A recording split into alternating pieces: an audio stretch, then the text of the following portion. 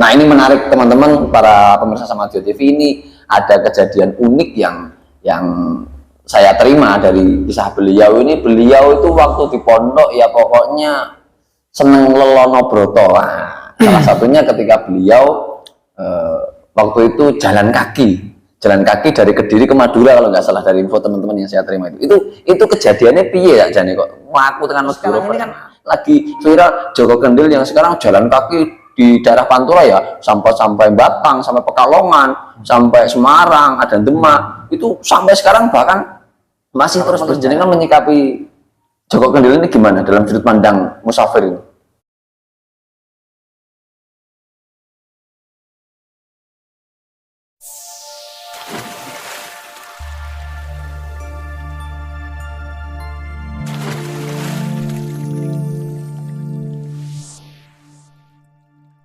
Alhamdulillah pada kesempatan hari ini kita telah kedatangan sosok legendaris ini, sosok Kiai muda ini.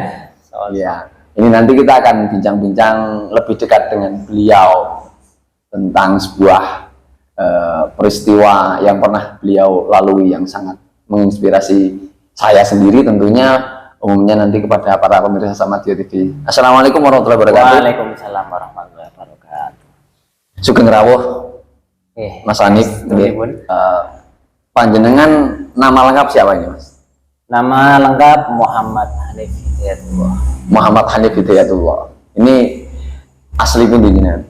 Asli Klaten, kelahiran Bantul. Kelahiran Bantul. Terus sepak terjang saat masih kecil, pendidikan dulu SD SMP? Saya dari kecil sekolah mulai taman kanak-kanak. Itu di Bantul apa di Klaten? Klaten. Di Klaten. Di Klaten itu menetap orang tua tahun sekitar 9. Kalau menetap kalau tinggal di Klaten mungkin udah lama sebelum saya lahir, cuman kami punya tempat tinggal yang layak lah, katakanlah yang layak, yang milik pribadi itu sekitar tahun 92-an. Itu setelah itu sekitar tahun 95 kayaknya. 94 saya 94-an lah saya sudah masuk taman kanak-kanak. Lalu SD juga di sini? Ya, di sini. Kebetulan orang tua kan ngajar SD, saya ikut. Oh gitu. Sampai lulus. Jadi mohon maaf nih Mas Hanif, ini pemirsa Samadyo TV, jadi beliau ini sebenarnya adalah kakak ipar saya sendiri ya. Itu kakak kandung dari istri saya. Oke, untuk pendidikan SMP, SMA atau saya pernah mencoba, tapi gagal. Maksudnya? Mencoba itu berarti pernah di MTS. Saya dulu MTS Sanawiyah di Jogja. Di Sanawiyah di Jogja. Di mana itu? Di daerah Bantul lah. Bantul. Berarti saat itu jenengan sudah tinggal di Klaten, tapi istilahnya enggak, karena saya saya itu dari kecil itu kan didikan orang tua itu kan tarbiyah untuk mengaji itu kan luar biasa keras.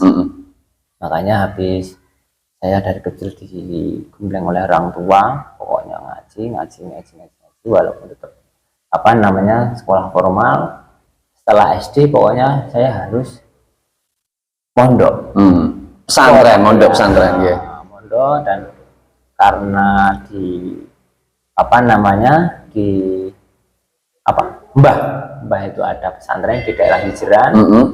Akhirnya saya bahasanya ya diikut sertakan di pondok lah. Pondok apa itu namanya? Al-Fitrah. Al-Fitrah itu kan punyanya Masih Simbah. Oh gitu ya. Itu MTS kelas 1 masuk sana gitu. Tapi kok enggak uji cobanya kok gagal. Akhirnya karena ada apa itu? Ya yang namanya mungkin masih labilnya itu karena saya mungkin salah pergaulan lah. Salah pergaulannya itu. Gaulnya sama orang-orang tua atau gimana itu salah pergaulan? Saya masih kelas 1 SMP, tapi teman-temannya itu kan sudah alia, sudah kuliah, gitu. Akhirnya kan tua gasek. Pemikirannya ya akhirnya terus seringnya itu nggak mau ngaji, seringnya itu malah main-main kemana. Oh gitu. Kalau malam cari jangkrik. Sampai berapa tahun itu jenengan di sana? 1 tahun. 1 tahun. 1 tahun karena sering kalau malam itu sering ke sawah cari jangkrik, cari apa. Itu jangkrik dijual kok? Iya. Ya enggak, cuman karena saya mungkin masih punya sifat anak kecil. Oh gitu. Isi nuruti kesenangan. Nyolong sawo gitu saya ya situlah. Ya akhirnya kan kalau pagi itu kan nggak sekolahnya telat, sering telat. Akhirnya orang tua dapat surat cinta dari sekolahan, akhirnya kok lama-lama kayak gini. Akhirnya terus Pulang lagi ke Klaten. sowan sama Mbah Yai. Jadi pangapunten Pakde, ini kok anut kayak gini ya. Yes. Kok mulai wae lho apik nang mah ke rumah. Padahal ya bener itu miliknya kakek, tapi anu kan yang namanya Karena banyak santri banyak, nggak bisa fokus, nggak bisa intens sama saya. Akhirnya saya kurang apa? Ya kurang perhatian. Nah, kurang perhatian. Akhirnya ya sudah disuruh ngaji di rumah aja. Ya, akhirnya saya pindah sekolah di Klaten. Paling hanya berapa bulan? Ya setengah tahun lah. Itu di MTS. Tapi itu jenengan dari Bantul tadi wes lulus ya, udah kenaikan kelas. Oh, Pindah. berarti kelas 2 pindah di Klaten di rumah. Mungkin hanya setengah tahun. Setengah tahun keluar lagi. Keluar. Saya kok merasa nggak nyaman gitu. Gitu. Sekolah itu. Sing kono alasane kadoan, sing kene kecedaan gitu. Ya mungkin karena maaf nih, mungkin ya karena memang saya sekolah itu bagi saya, tapi ini dulu, kalau sekarang saya suka dengan pendidikan lah setidaknya. Kalau dulu memang yang namanya anak kecil itu kan malas-malasan. Betul. Akhirnya saya bilang sama orang tua, sudah gini aja Pak, saya kayaknya nggak cocok ke sekolah itu. Saya lebih condong ke pondok. Akhirnya ya wis ya memang karena memang basic orang tua itu tarbiyah pendidikannya itu apa namanya non formal keagamaan. Gitu. Mengaji namanya ya udah mondok di mana, terus orang tua pengennya mondok di Kudus. Tapi satu sisi hanya dari dukungan dari saudara-saudara, karena sudah di Lirboyo dulunya, jangan di Kudus lah Pak. Kalau di Kudus kan nggak ada saudara, nanti tidak kejadian lagi lah. Paham? Maksudnya nggak ada yang membimbing, akhirnya gelandur meneh. Akhirnya terus kemana itu? Ya ke Lirboyo. Saya ke Kediri. Ke Pondok Lirboyo itu? Tahun 2001. Berarti padahal di sana kan non formal waktu itu. Iya. Ya saya sudah fokus ngaji non formal, pendidikan non formal itu. Hingga berlangsung berapa tahun itu? Saya tamat lulus itu tahun 2011, sekitar 10 tahun. 10 tahun di Lirboyo. Berarti 10 tahun itu tanpa pendidikan formal sama sekali. Tanpa pendidikan formal. Nah, ini menarik teman-teman para pemirsa Samadjo TV. Ini ada kejadian unik yang saya terima dari kisah beliau ini. Beliau itu waktu di pondok ya pokoknya seneng lelono broto lah. Salah satunya ketika beliau waktu itu jalan kaki dari Kediri ke Madura, kalau nggak salah dari info teman-teman yang saya terima itu kejadiannya piye ya Jani kok aku tekan Madura bareng ngapol. Kita ya dulu saya pernah, kalau sekarang ya katakanlah musafir yang lagi viral mungkin Joko Gendil lah. Cuman kalau kita dari kalangan pesantren yang asli itu kan niatnya itu kan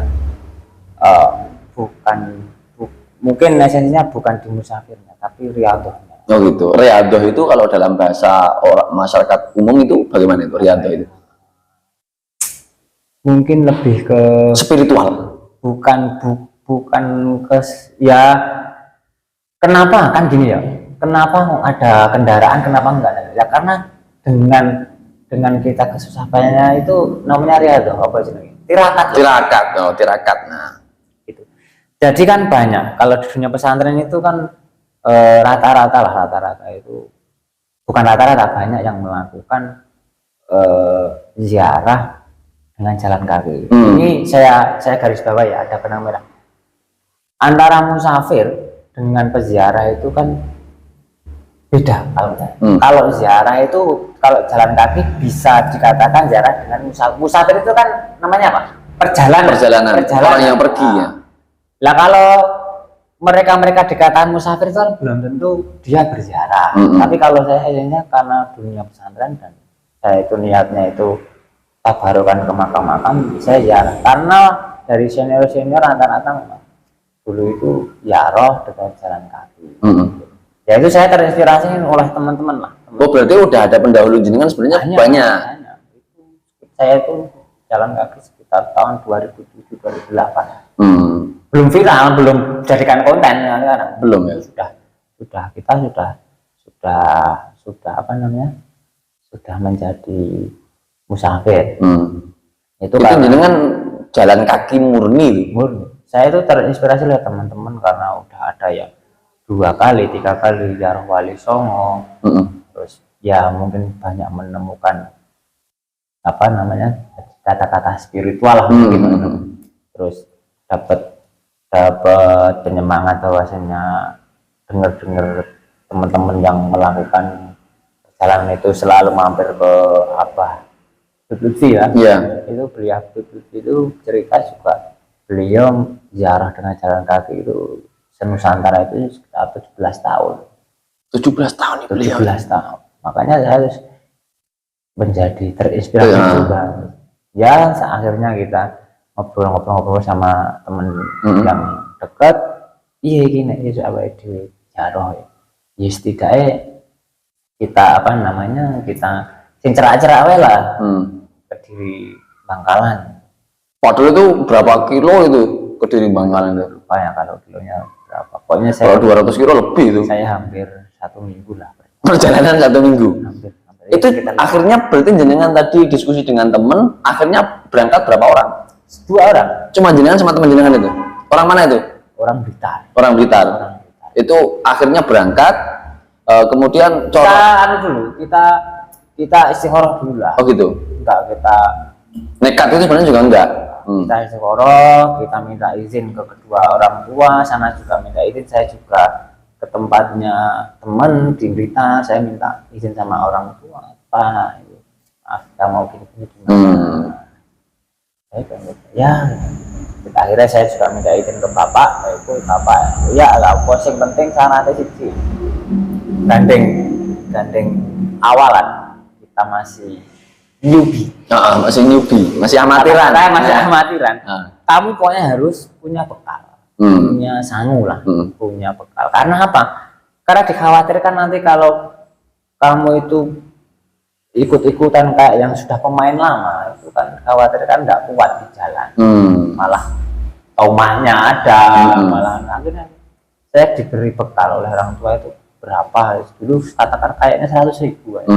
Itu tahun 2008 ya? Sekitar 2008, 2007, 2008. Kayaknya 2008 bulan Juli. Di Sangone 1.000 tok itu. Buat seminggu itu. Semingguan perjalanan. Akhirnya jenengan menempuh itu 1 minggu. 1 minggu itu enggak sampai 1 minggu, sekitar 6 hari kayaknya. Itu jenengan berangkat tok seminggu atau seminggu itu PP? Berangkat tok 1 minggu. Terus nanti pulangnya kebetulan saya kan temennya apa namanya, temen seangkatannya cicitnya Syekhona Khalil. Jadi kita mampir setelah ziarah di Syekhona Khalil, kita mampir akhirnya ya udah dapat banyak sangu lah. Oh gitu ya, akhirnya nggak jalan kaki lagi, kita pulangnya naik bus sampai Lirboyo lagi.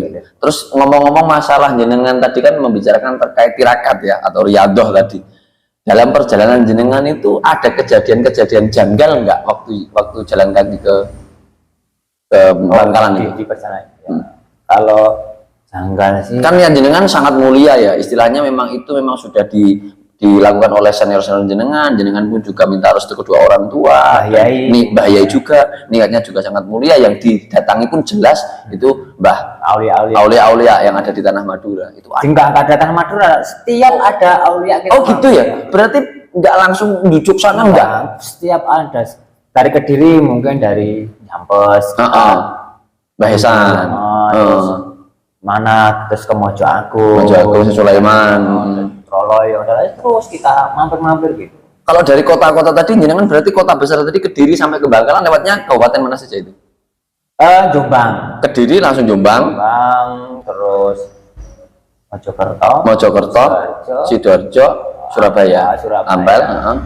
Itu di kabupaten pasti mampir itu. Ya kalau ada makam dari manapun kita tuju. Terus kembali ke pertanyaan Kuro tadi, Mas Hanif, ada kejadian janggal enggak? Ini masih dalam perjalanan loh, belum hikmah dibalik setelah ziarah loh ini. Ini nanti saya tanyakan lagi tuh. Kalau di perjalanan ya kita biasa-biasa aja. Pokoknya yang saya rasa itu pokoknya ya jalan normal aja. Cuman dikatakan cepat, kita jalan itu yang memang cepat karena apa? Kita jalannya itu kan fokus. Kita yang namanya sudah punya niat, punya tekad, ini jalan. Kita kalau jalan kayak gitu kan niatnya kan tujuannya mana? Jadi nggak tolak-tolak. Iya betul. Jadi dimplu terus. Ya udah cepet jalan. Kalau sekarang mungkin dikatakan naik apa sih namanya? Macan putih ya. Macan putih. Saya enggak. Iya. Kalau saya itu lah juga ya. Karena kita fokus, jalannya itu fokus. Jalan. Karena kita sudah punya mindset, saya tujuannya di sana. Jadi enggak tolak-tolan lihat apa terus jalan. Terus apa tadi jenengan tadi ngendika di ada tempat-tempat ziarah, jenengan juga berkunjung ziarah bahkan berdoa di tempat-tempat tersebut itu dari Kediri sampai Bangkalan itu seingat jenengan berapa kali berhenti ya, berapa kali ziarah itu jenengan? Apa ya, saya agak lupa ya. 5 mungkin atau 2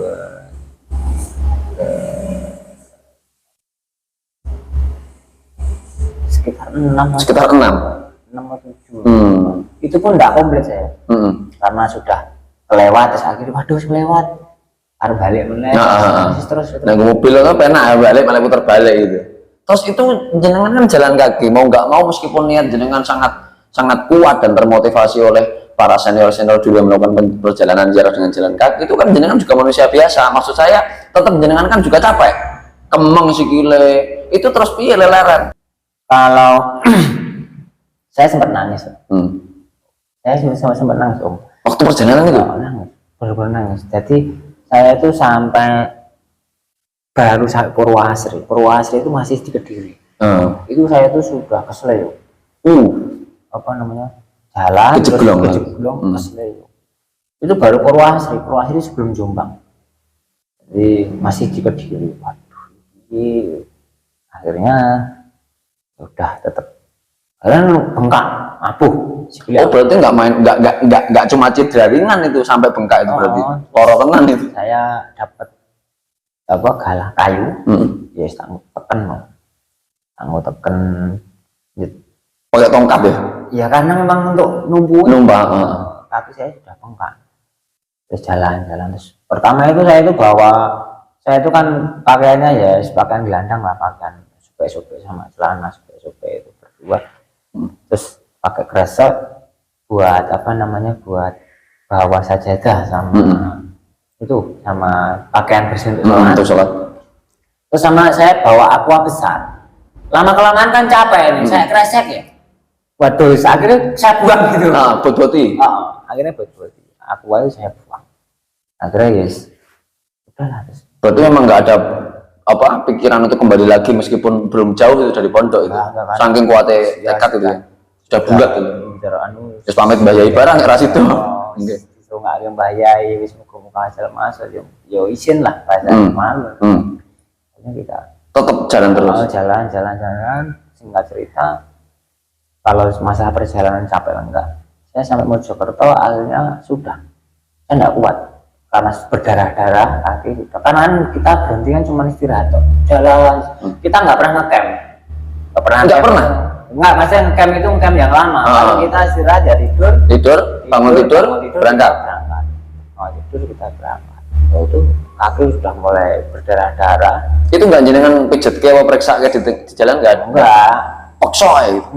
Terus sampai Mojokerto itu sebelum berangkat perbatasan Mojokerto itu saya nangis, saya nggak bisa.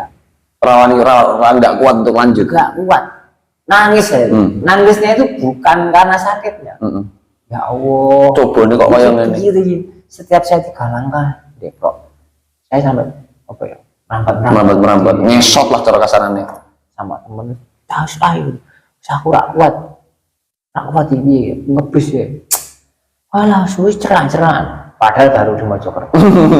Cerak piye batin gua, tapi terus saya apa digendong teman jenengan itu ya dituntun terus terus apa sih saya nangisnya itu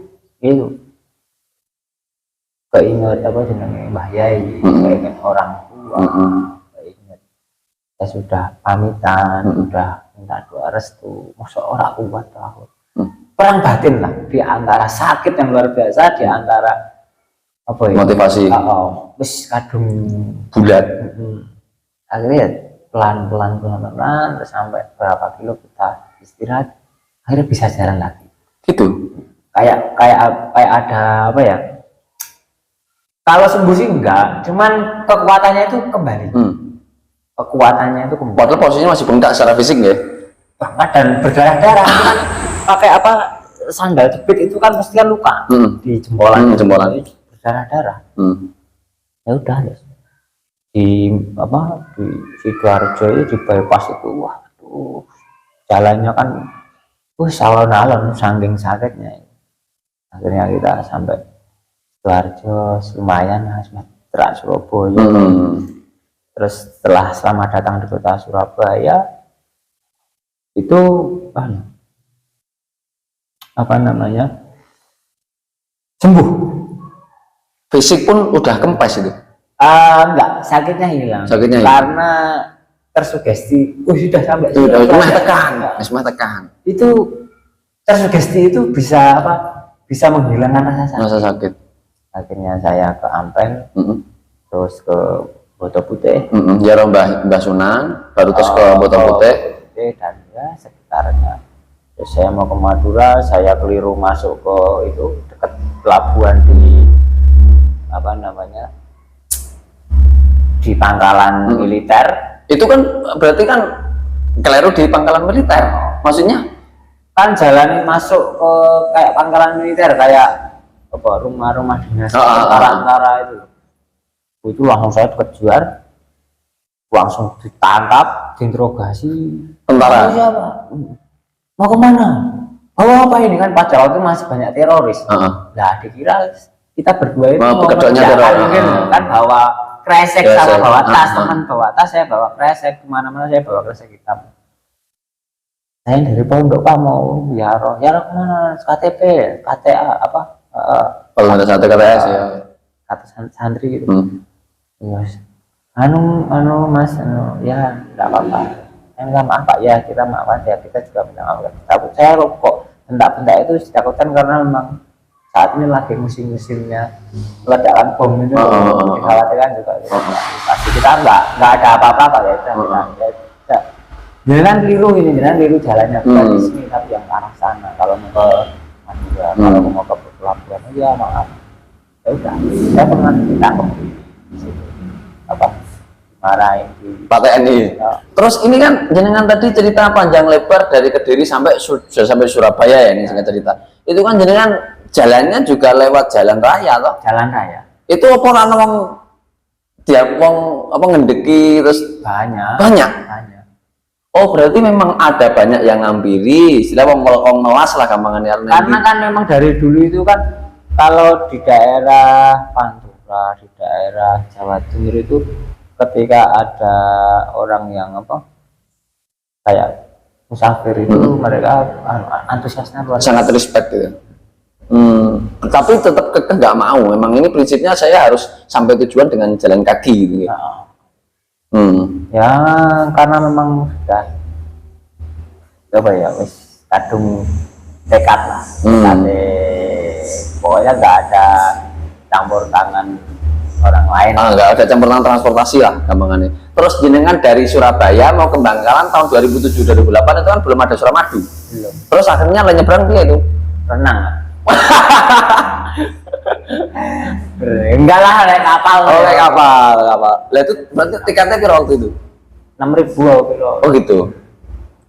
Singkat cerita sampai Bangkalan, di Bangkalan akhirnya langsung ke Bangkalan.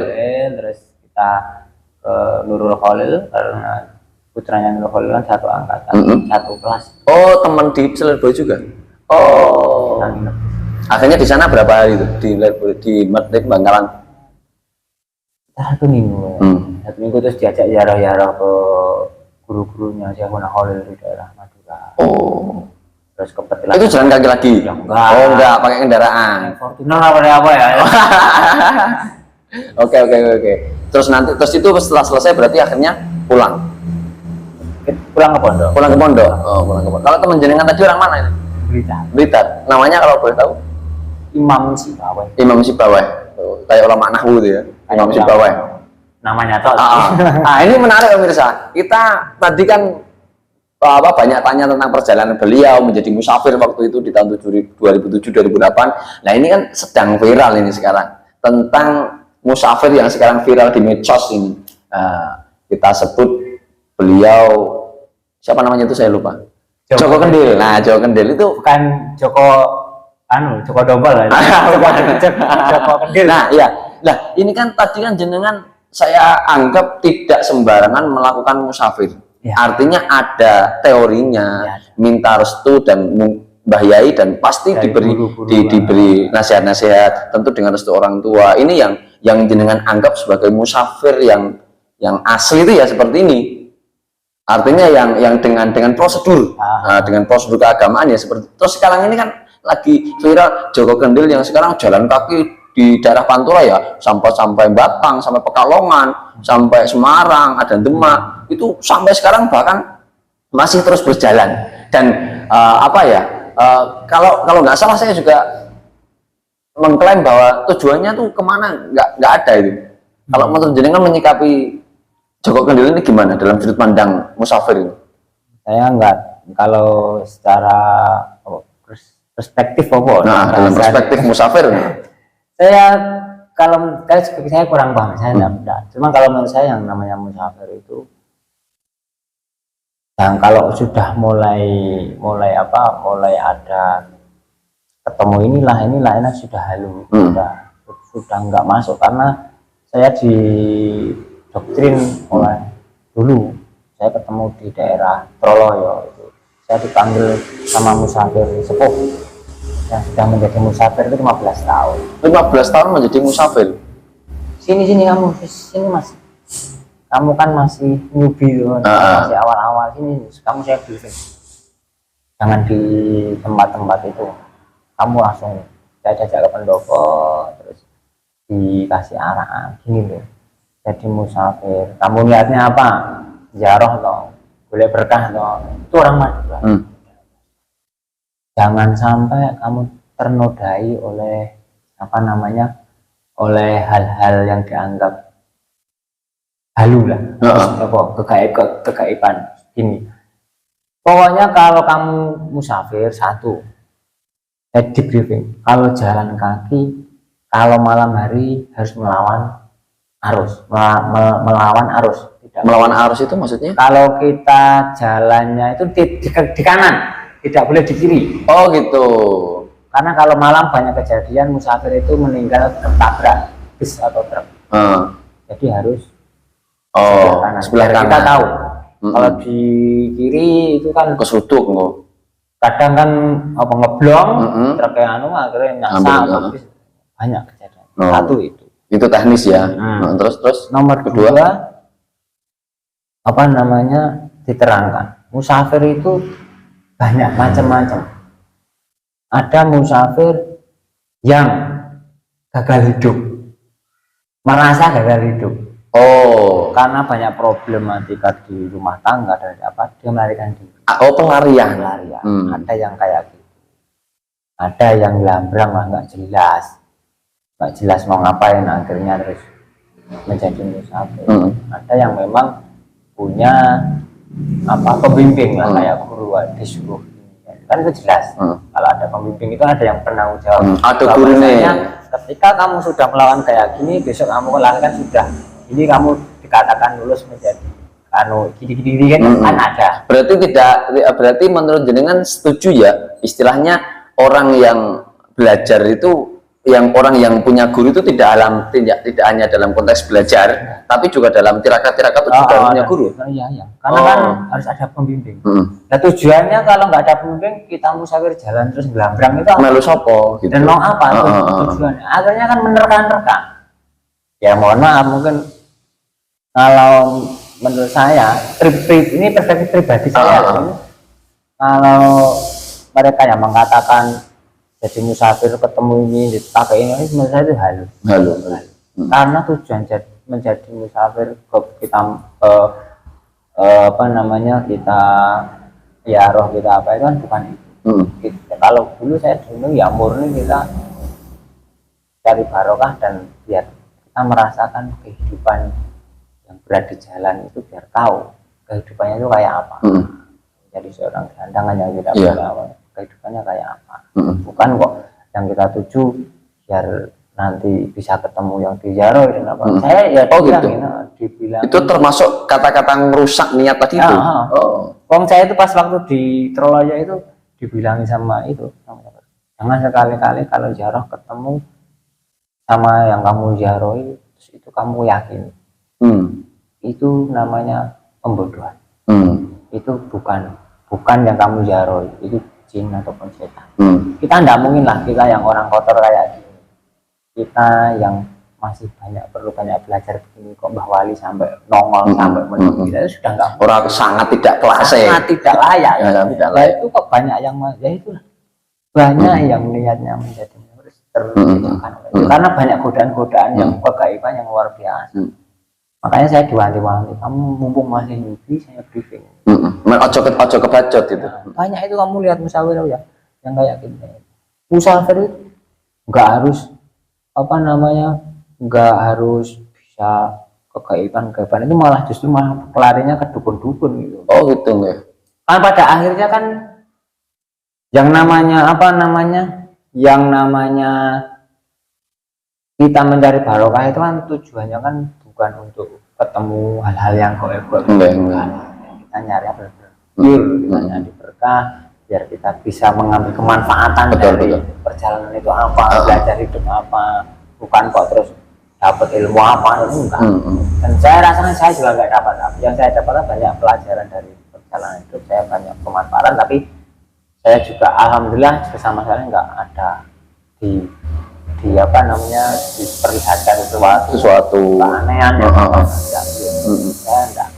Terus mengingat lagi ke Joko Kendil tadi Mas Hanif ya, itu kan saya sempat melihat sendiri videonya, beliau mengatakan bahwa kok nggak capek, ada seorang tuh yang tanya kok nggak capek jalan cepat sendiri, kok jalannya cepat banget gitu loh. Beliau mengatakan ini saya naik macan putih. Kalau menurut jenengan itu gimana itu? Apa benar adanya atau bagaimana itu? Kalau menurut saya itu halusinasi.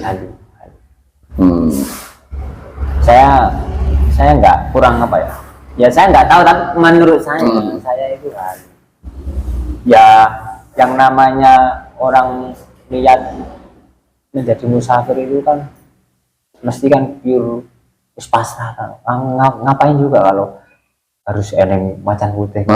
Kita kan menikmati lah. Yang namanya perjalanan itu dinikmati, itu soal enggak ada unsur-unsur lain. Yang kalau saya menurut saya itu Terus ini ketika ada orang tanya dengan Joko Kendil tadi, beliau itu juga pesan-pesannya itu juga bagus. Banyak bahwa rajin-rajinnya sholat, terus banyak baca sholawat. Ini maksud saya tanyakan, bagaimana para santri atau orang-orang yang sedang belajar agama seperti kita ini menyikapi statement Joko Kendil. Apakah bisa beliau itu dijadikan acuan atau tendensi riyadhah itu menurut panjenengan seperti apa? Kalau menurut saya dari pandangan menurut saya nggak bisa.